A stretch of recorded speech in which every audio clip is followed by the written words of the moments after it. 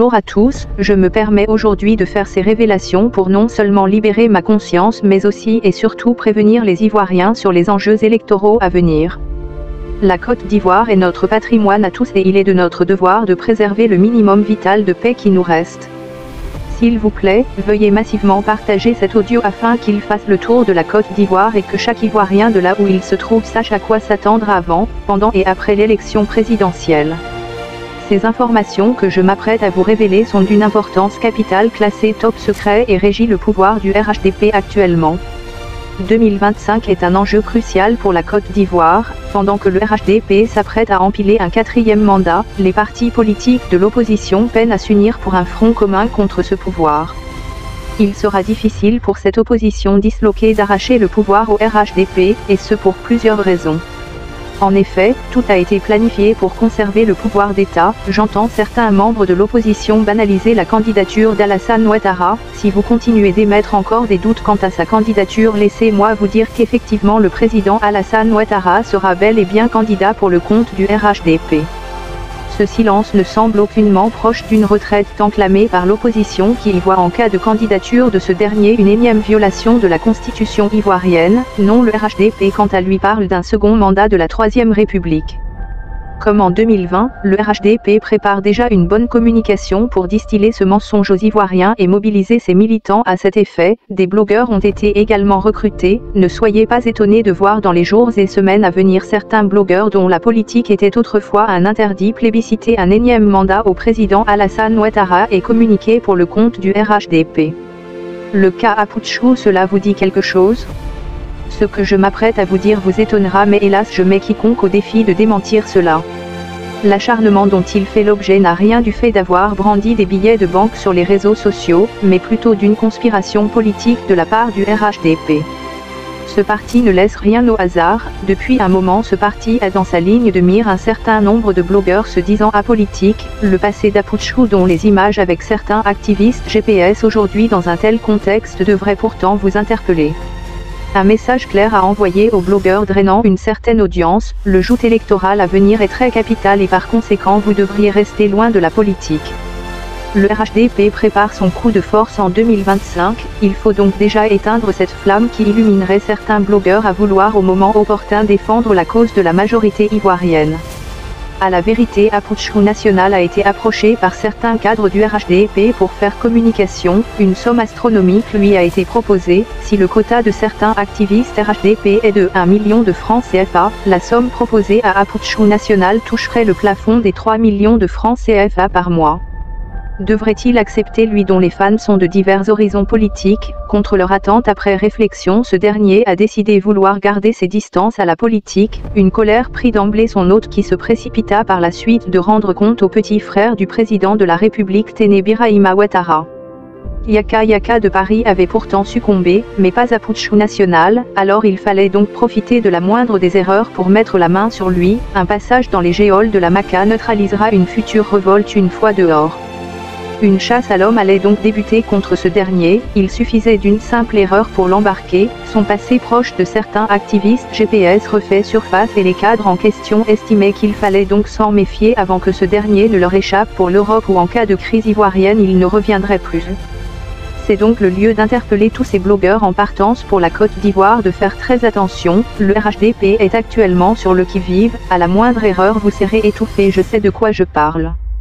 Le cas Aputchou National n'est pas un cas isolé, les cas les plus flagrants sont ceux des hommes de Dieu. L'imam Agib Touré, connu pour ses critiques envers le pouvoir serait taxé d'imam, a été maintes fois interpellé par le COSIM sur l'envolée de ses messages. Pourtant le président du COSIM lui ne cesse de battre campagne pour le pouvoir dans des lieux de culte. Ces interpellations de cet homme de Dieu visent à garder une main mise sur la communauté musulmane considérée comme base électorale du RHDP. Comprenez pourquoi les sorties du nouveau président du PDCIRDA créent tant de critiques et poussent certains cadres du pouvoir à sortir leurs muscles. Vous n'avez rien encore compris. Encore pire, l'arrestation du prophète Ili Pada dont j'ai moi-même dépêché des personnes pour prendre rendez-vous avec lui pour l'informer du danger imminent qu'il traversait dans un contexte où sa vidéo annonçant le décès du président Henri Konan Bédier refit surface sur les réseaux sociaux. Étant un officier supérieur de l'armée de Côte d'Ivoire, je ne pouvais donc aucunement intervenir directement, nous sommes tous sur écoute, nos faits et gestes sont suivis, contrôlés, je ne pouvais que déléguer cette tâche à une personne de confiance, mon subalterne. Ce dernier devrait rencontrer personnellement le prophète Ilipada pour le prévenir. Mais hélas, le prophète repoussait toute rencontre physique, jusqu'à ce que j'apprenne son enlèvement par les encagoulés de Téné Birahima Ouattara. Oui, c'est Téné Birahima Ouattara qui a donné exécution de l'arrestation de ce prophète. Le motif, atteinte à la sûreté de l'État, instrumentalisation de la religion pour déstabilisation de la Côte d'Ivoire. 2 prophéties de ce dernier ont été retenues par le service secret, perte du pouvoir temporaire pour Soro Guillaume et celle sur la mort du président Henri Konan Bédié dont les circonstances sont très sombres. Ayant pris peur des futures révélations de ce dernier sur les circonstances alentour à la mort de feu Henri Konan Bédié, il fallait donc passer à l'offensive, le museler le plus tôt possible, des avertissements, intimidations, menaces. Il fallait tout faire pour l'empêcher de parler. Ces révélations faisaient craindre le pire, voire une révolte populaire qui pourrait engendrer la chute du pouvoir. Une grogne que même l'armée ne pourrait maîtriser. La peur s'empara même des services secrets de Téné Birahima. J'ai été informé que le prophète a été approché par négociation afin qu'il prenne distance des réseaux sociaux, chose que ce dernier refusa systématiquement. Il fallait donc l'arrêter manu militari avant sa convention de fin d'année. Je reviendrai si Dieu le permet sur les circonstances de la mort de notre président et les empoisonnements en cascade des cadres RHDP tels que Ahmed Bakayoko. Ilipada, selon certaines indiscrétions, s'apprêtait à faire de grandes révélations sur les circonstances de la mort du président Henri Konan Bédié. Téné Birahima Ouattara aura des comptes à rendre aux Ivoiriens, j'observe nombre de choses en toute impuissance. Je ne peux faire autrement au risque de mettre ma vie ainsi que celle de ma famille en danger. Depuis l'affaire Ilipada et plus précisément celle afférente au président Henri Konan Bédié, je ne peux aucunement rester inerte, je passe donc par mes subalternes ou des personnes sûres pour faire passer des messages à certaines personnes publiques. C'est ce que je peux faire. Interdit de rester longtemps au téléphone, message bref précis et tu coupes l'appel. Les services secrets sont aux aguets et tout soupçon risque un enlèvement ou disparition. Faites donc très attention à ce que vous dites en ligne. Le prophète Ili est-il en vie ou pas? Je ne pourrai vous en donner plus de précision, son arrestation loufoque et la vidéo ce jour montée de toutes pièces ou en toute oppression, il fallait lever toute implication de l'État de Côte d'Ivoire. Voilà là malheureusement la Côte d'Ivoire où nul n'est en liberté. Laissez-moi aborder subtilement le dossier de Johnny Pacheco. Son approche de Dieu, de Jésus-Christ dans la plupart de ses vidéos ne m'ont aucunement laissé indifférent. Fallait que j'œuvre pour ne pas qu'il disparaisse. J'imaginais sa fin comme celle planifiée par l'ex-rébellion en cas de capture de Charles Blé Goudé. J'entendais dans les couloirs des services secrets qu'il fallait en découdre avec Johnny Pacheco car plusieurs signes révélateurs montraient que ce cyberactiviste prendrait ses distances au moment opportun, il était donc préférable de l'éliminer que de l'avoir avec l'opposition ivoirienne, il avait déjà nombre d'informations sensibles, proches de certains ministres et savait les rivalités au sein du RHDP, il savait l'existence de tous les blocs antagonistes au sein de ce parti et la guerre fratricide qui y régnait. Les premiers symptômes d'un revirement étaient ses critiques sur le rapport de la Cour des comptes, le fait de s'être attaqué à Adama Bictogo, donc à l'un des blocs virulents du RHDP avec son corps militaire. Si Adama Bictogo est aussi si puissant au RHDP et rêve d'une candidature en cas de désistance du président Ouattara, c'est grâce à l'appui d'Apalo Alexandre, commandant supérieur de la gendarmerie ayant grade de général. Bictogo sait qu'il lui faut également l'appui d'un corps militaire, lui qui ne dispose pas de milice parallèle à l'armée régulière de Côte d'Ivoire comme la dispose Téné Birahima Ouattara et Cissé Bakongo. Ne vous y méprenez pas, le RHDP base principalement son pouvoir sur la Grande Muette.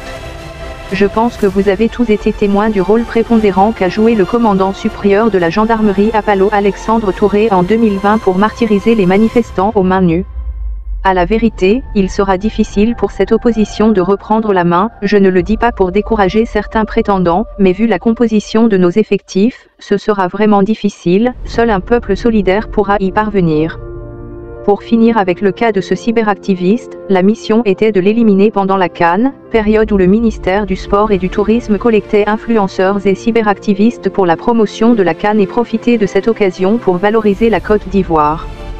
J'étais donc informé d'une rencontre entre officiers pour le faire disparaître, une disparition qui n'aurait provoqué aucun assentiment du peuple ivoirien qui lui en voulait pour sa transversalité politique. Je l'ai informé par mon canal dont les services secrets essaient de retracer aujourd'hui, heureusement qu'il prit la décision de ne pas venir. Je finirai par une autre actualité qui defraie en ce moment la chronique et qui suscite grand intérêt pour le RHDP, la fragilisation des partis de l'opposition. Le néo-président du PDCI-RDA est l'une des plus grandes craintes du RHDP, si pour eux la dislocation du FPI donnant naissance au PPA a fragilisé le président Laurent Gbagbo, le décès subit du président Henri Konan Bédié qui naturellement devrait précipiter son parti à retour au RHDP bloqué par l'arrivée de Thiam est une inquiétude qui chamboule tous leurs plans. Tout comme nombre d'Ivoiriens, mon analyse au départ était que Thiam était de connivence avec la France et Emmanuel Macron pour succéder certainement à Alassane Ouattara, mais d'après certaines sources sûres, le président français Emmanuel Macron émet même des réserves sur le président du PDCI-RDA qu'il sent moins en phase avec la politique française en Afrique, lui qui durant tout son parcours académique s'est vu rejeté par la France. Donc ceux qui pensent que Thiam est soutenu par Macron vous trompez éperdument, surtout que sa dernière rencontre avec le Premier ministre Ousmane Sonko donne une orientation de sa politique future. Tidjane Thiam est un génie des finances mondiales et à cet effet, il a un réseau très fort dans le monde anglo-saxon plutôt que français, une gêne pour le RHDP qui ne sait donc pas comment canaliser le président du PDCI-RDA. À cet effet, faudrait par stratégie miser sur une fragilisation de ce parti par l'autruchement d'un ancien fils, entrepreneur et dont on pourrait oppresser par l'autruchement de son entreprise, Jean-Louis Billon le dernier rempart du RHDP pour faire plier Thiam. Aux militants du PDCI-RDA, méfiez-vous de Jean-Louis Billon. Le 22 novembre dernier, Jean-Louis Billon a rencontré Masséré Touré, la nouvelle secrétaire générale de la présidence de la République, chargée de communication du président Alassane Ouattara. Nul ne sait de quoi ils ont parlé, mais je pense qu'une feuille de route lui a été donnée. L'objet de sa candidature n'est aucunement pas de gagner l'élection présidentielle à venir, ni participer à une quelconque convention au PDCI-RDA. Jean-Louis Billon, peu importe l'issue de la convention, sera bel et bien candidat à l'élection à venir pour fragiliser et disperser les voix de l'opposition. Jean-Louis Billon est donc dans la peau d'un KKB de 2020. Je dis bien qu'il a rencontré Masséré Touré le 22 novembre, je mets quiconque au défi de dire que c'est faux. Son épouse est la filleule et l'une des partenaires de Dominique Ouattara sur nombre de projets. Alors comprenez que Jean-Louis Billon a plus d'intérêt avec le pouvoir en place qu'aucun autre candidat de l'opposition. KKB quant à lui, soupçonné de rejoindre le PDCI, le RHDP a vite réglé le problème par une nomination sporadique d'ambassadeur de la Côte d'Ivoire au Gabon, le tenir très loin des affaires du PDCI-RDA. Connaissant ce parti, et la soif de l'argent de certains de ses cadres et militants nombreux sont ceux qui vendront leur dignité pour la cause nationale, de l'argent à foison sera distribué par Billon à toutes les sphères cadres du PDCI, jeunesse, délégués, aux représentants, d'où la surprise que réserve Billon à Thiam.